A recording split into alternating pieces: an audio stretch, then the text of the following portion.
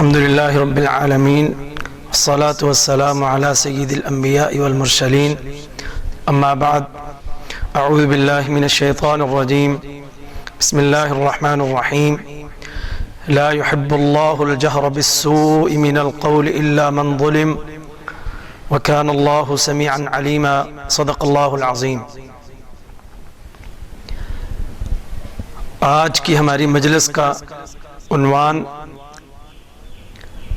جس کا موضوع ہے زبان کی آفات۔ اللہ رب العزت نے انسان کو اشرف المخلوقات کا لقب عطا کیا اور اسی انسان کو اللہ رب العزت نے قوت گویائی عطا کی۔ انسان کے جسم کے اندر اللہ نے ایک گوشت کا ایسا ٹکڑا رکھا ہے جسے ہم لسان یا زبان کا نام دیتے ہیں۔ بظاہر گوشت کا یہ ٹکڑا بہت چھوٹا ہے، لیکن اس کا کام بہت بڑا ہے۔ رب کائنات نے انسان کے جسم کے اندر یہ ٹکڑا اس لیے رکھا ہے کہ انسان اپنے ما فی الضمیر کو لوگوں کے سامنے پیش کر سکے اور دنیا کو ہدایت، خیر، امر بالمعروف کا حکم دے سکے اور لوگوں کو اپنی زبان سے برائی سے منع کر سکے۔ جب ہم انسان کے جسم کا جائزہ لیتے ہیں تو یہ بات سمجھ میں آتی ہے کہ یہ بظاہر چھوٹا سا ٹکڑا جس کے اوپر جو انسان کے پورے جسم کے اوپر قبضہ کیے ہوئے ہے، اسی کا انسان کے جسم کے اوپر تصرف ہے۔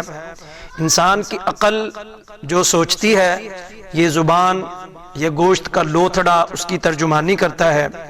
جب انسان کے اوپر غم کے بادل چھا جاتے ہیں، جب اس کے اوپر کوئی پریشانی، کوئی مصیبت آتی ہے، تو وہ اکیلا ہو کر تنہائی میں اسی زبان کے ساتھ اللہ کے سامنے تضرع اور گریہ زاری کرتا ہے۔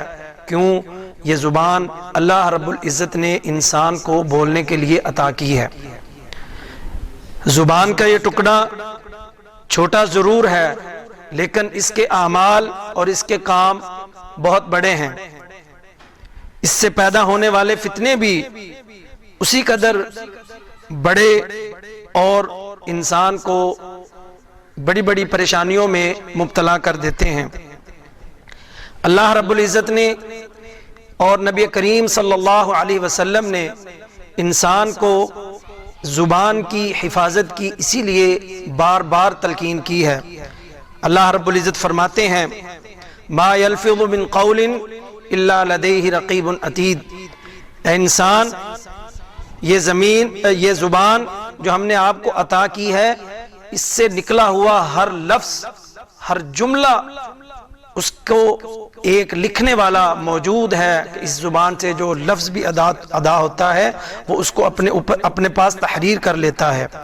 اسی لیے نبی کریم صلی اللہ علیہ وسلم نے اس زبان کی حفاظت کرنے والے کو جنت کی بشارت عطا کی ہے، جنت کی خوشخبری سنائی ہے کہ جو انسان اپنی زبان کی حفاظت کرتا ہے، اللہ رب العزت قیامت کے دن اس کو جنت میں داخل فرمائیں گے۔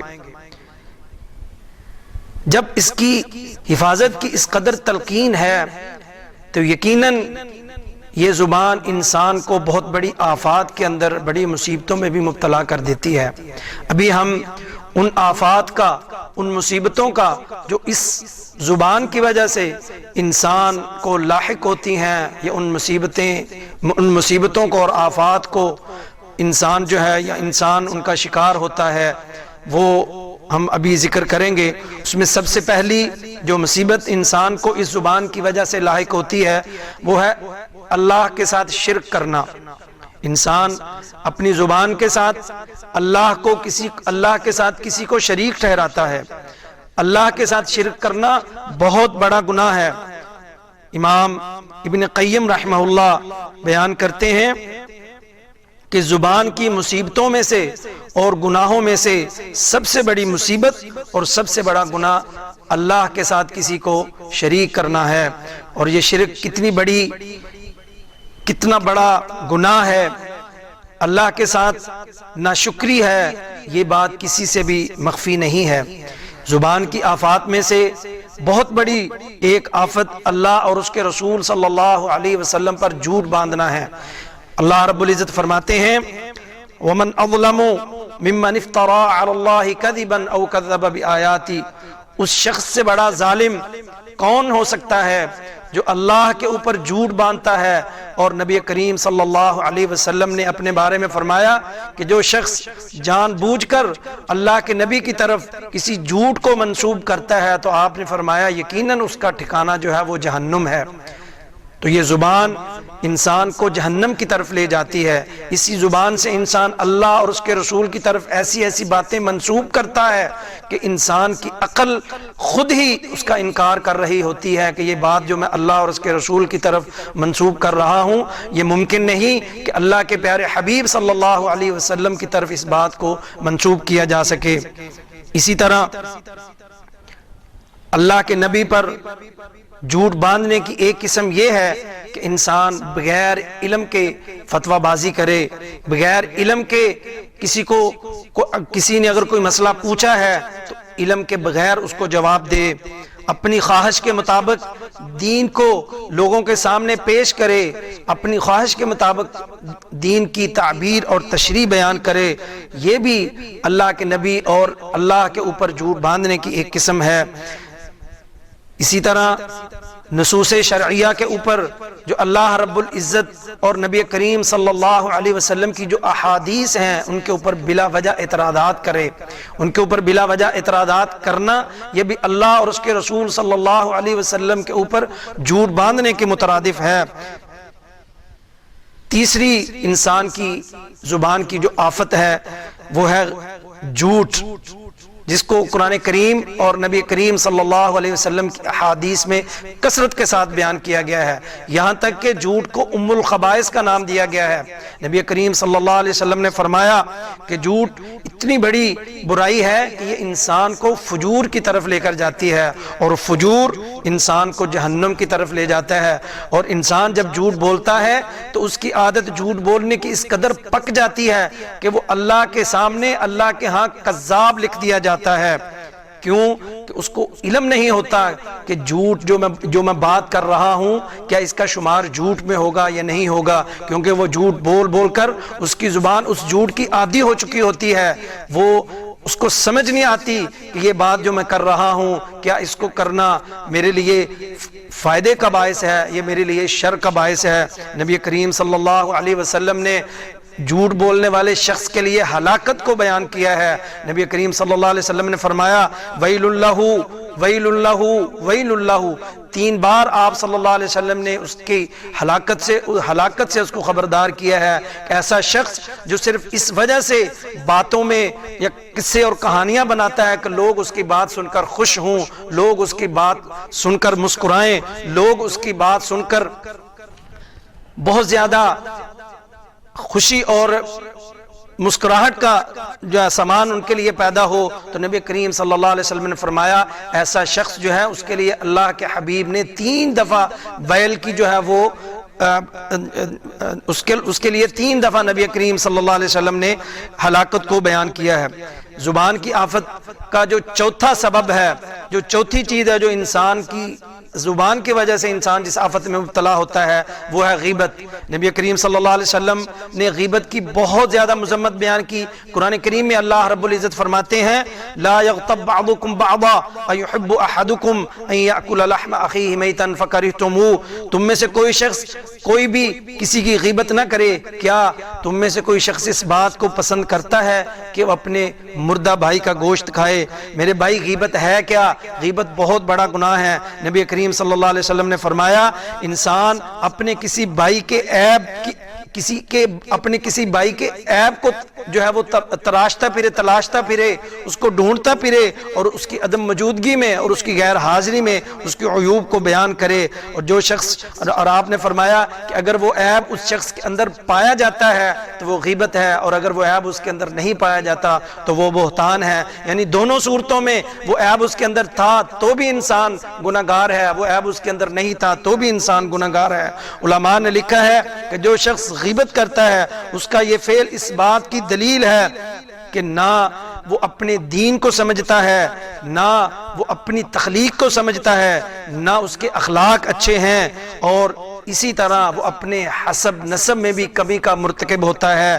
امام ابن قیم رحمہ اللہ فرماتے ہیں کہ آپ دیکھتے ہیں کہ ایک شخص کس قدر متقی ہے، کس قدر پرہیزگار ہے، نیک ہے، فحش گوئی سے اور لوگوں کے اوپر ظلم کرنے سے بچتا ہے، لیکن اس کی زبان لوگوں کی عزت پامال کرتی پھر رہی ہے اور اسے اس بات کی کچھ پرواہ نہیں. کیونکہ اور اسی طرح نبی کریم صلی اللہ علیہ وسلم نے فرمایا کہ ہر مسلمان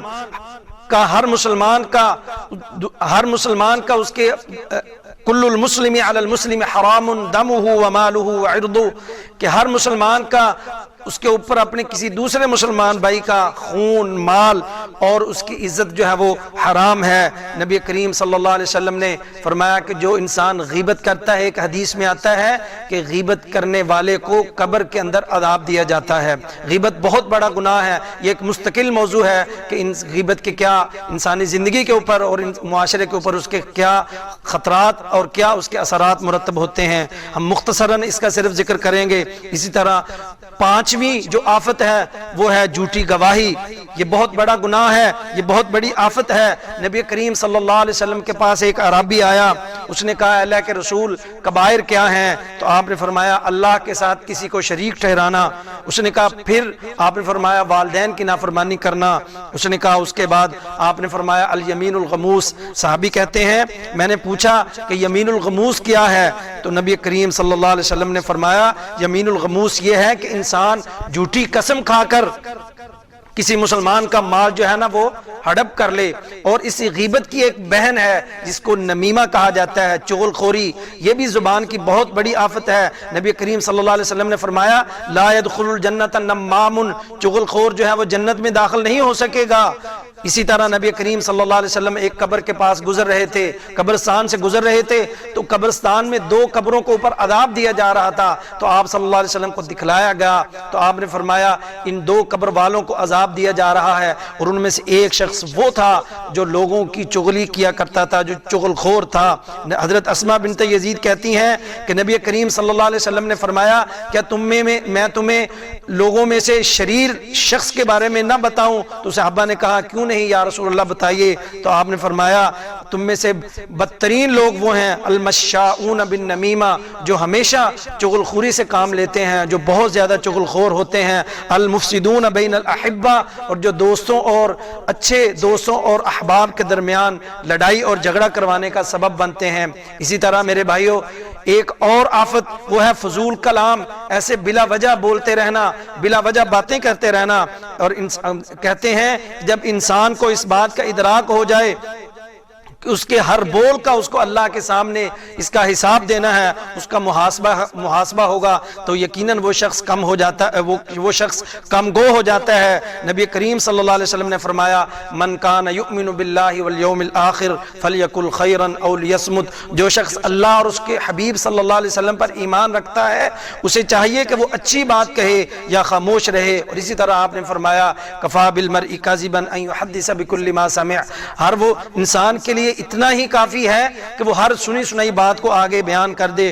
حضرت عمر بن عبد العزیز رحمہ اللہ فرماتے ہیں جس نے اپنی باتوں کا موازنہ اپنے عمل سے کیا یقیناً اس نے کم گفتگو کی، وہ کم گو ہو گیا.